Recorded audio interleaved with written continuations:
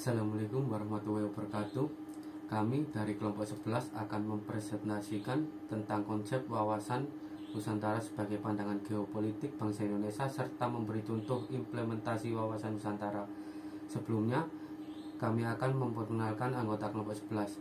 Saya Faris Fardiansyah dengan NIM 21102020033. Nama saya Muhammad Andika Yudhistira, NIM 2110200200014. Dan nama saya Gulam Muhammad Abdul Sari dengan NIM 2110200200035. Wawasan Nusantara sebagai geopolitik Indonesia. Wawasan Nusantara berasal dari kata wawasan dan Nusantara. Wawasan artinya pandangan, tujuan, penglihatan, tanggap indrawi yang berarti pula cara pandang dan cara melihat. Kedudukan wawasan Nusantara adalah sebagai visi bangsa yang bersangkutan dalam menuju masa depan dan menjadikan bangsa yang satu dengan wilayah yang satu dan utuh pula. Pengertian geopolitik. Kata geopolitik berasal dari kata geo dan politik. Geo berarti bumi dan politik berarti kesatuan masyarakat yang berdiri sendiri atau negara. Politik merupakan suatu rangkaian asas, prinsip, keadaan, jalan, cara, dan alat yang digunakan untuk mencapai tujuan tertentu. Secara umum, geopolitik adalah cara pandang dan sikap bangsa Indonesia mengenai diri, lingkungan yang berwujud negara kepulauan berlandaskan Pancasila dan Undang-Undang Dasar 1945. Pandangan-pandangan ahli geopolitik. Pandangan atau ajaran Sir Halford Mackinder, teori ahli geopolitik ini pada dasarnya menganut konsep kekuasaan dan mencetuskan wawasan, yaitu konsep kekuatan di darat. Ajarannya mengatakan barang siapa dapat menguasai daerah jantung, yaitu Eurasia atau Eropa, Asia, ia akan dapat menguasai pulau dunia. Pandangan atau ajaran Middle Saveski, Giulio, dan John Frederick Charles Fuller, keempat ahli geopolitik ini berpendapat bahwa kekuatan justru yang paling menentukan. Mereka melahirkan teori wawasan dirgantara, yaitu konsep kekuatan di udara. Kekuatan di udara mempunyai daya yang dapat diandalkan. Pandangan atau ajaran Nicholas D. Spigman.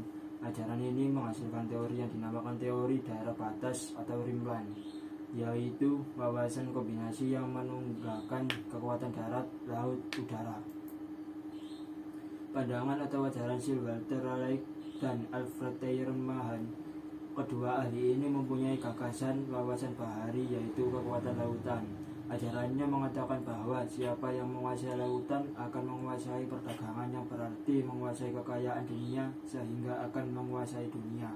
Pandangan atau ajaran Frederick Russell. Pada abad ke-19, Frederick Russell merumuskan untuk pertama kalinya ilmu bumi politik sebagai hasil penelitiannya yang ilmiah dan universal. Pokok-pokok ajaran Frederick sebagai berikut. 1. Dalam hal tertentu, pertumbuhan negara dapat dianalogikan dengan pertumbuhan organisme yang memerlukan ruang lingkup melalui proses lahir, tumbuh, berkembang, mempertahankan hidup, menyusut, dan mati. 2. Negara identik dengan suatu ruang yang ditempati oleh kelompok politik dalam arti kekuatan. Makin luas potensi tersebut, maka makin besar kemungkinan politik itu tumbuh. 3. Suatu bangsa dalam mempertahankan kelangsungan hidupnya tidak akan lepas dari hukum alam. Pandangan atau ajaran Rudolf Gelden melanjutkan ajaran Russell tentang teori organisme sebagai berikut. 1. Negara merupakan satuan biologis, satuan organisme hidup yang memiliki intelektual. Negara dimungkinkan untuk memperoleh ruang yang cukup luas agar kemampuan dan kekuatan rakyatnya dapat berkembang bebas. 2. Negara merupakan suatu sistem politik atau pemerintahan yang meliputi bidang-bidang geopolitik, ekonomi politik, demopolitik, sosial politik, dan kartu politik. 3. Negara tidak harus bergantung pada sumber pembekalan luar.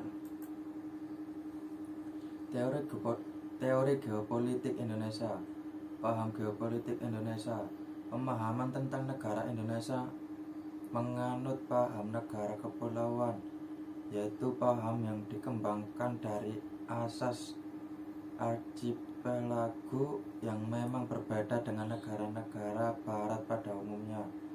Menurut paham barat, laut berperan sebagai pemisah pulau, sedangkan menurut paham Indonesia, laut adalah penghubung sehingga wilayah negara menjadi satu kesatuan yang utuh sebagai tanah air dan disebut negara kepulauan. Wawasan kekuatan geopolitik sehubungan dengan konsep geopolitik sebagai satu wawasan yang berintik pada kekuatan, maka perlu juga diketahui beberapa konsep tentang kekuatan.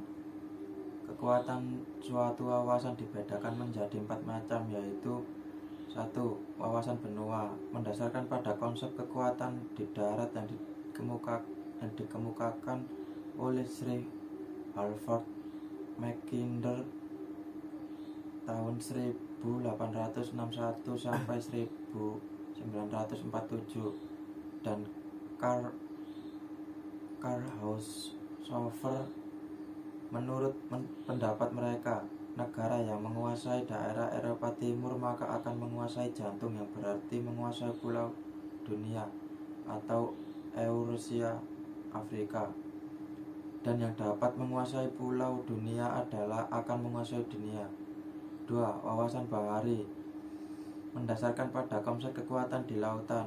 Tokohnya adalah Sir Walter Raleigh 1554 sampai 1618 yang menyatakan siapa yang menguasai lautan akan menguasai perdagangan, dan siapa yang menguasai perdagangan berarti menguasai dunia.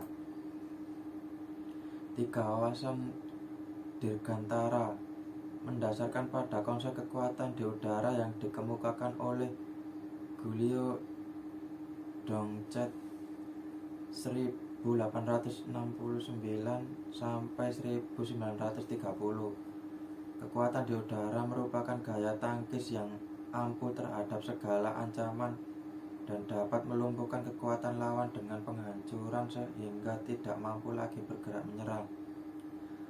4. Wawasan kombinasi, wawasan ini merupakan integrasi ketiga wawasan di atas yang mencakup pula teori daerah batas dari Nicholas J. Speakman.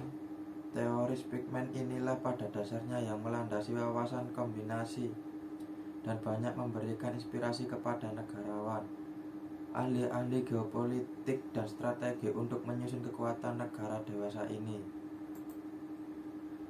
Contoh implementasi wawasan negara. 1. Membentuk sikap dan kedisiplinan diri dalam membentuk tanah air. 2. Pelaksanaan pemilu dengan sistem demokrasi yang menjunjung tinggi keadilan. 3. Pemanfaatan kekayaan alam yang diimbangi dengan menjaga kelestarian lingkungan hidup. 4. Saling menghormati perbedaan dan keberagamaan. 4. Saling menghormati perbedaan dan keberagaman yang ada, mulai dari perbedaan ras, suku, agama, hingga kebudayaan.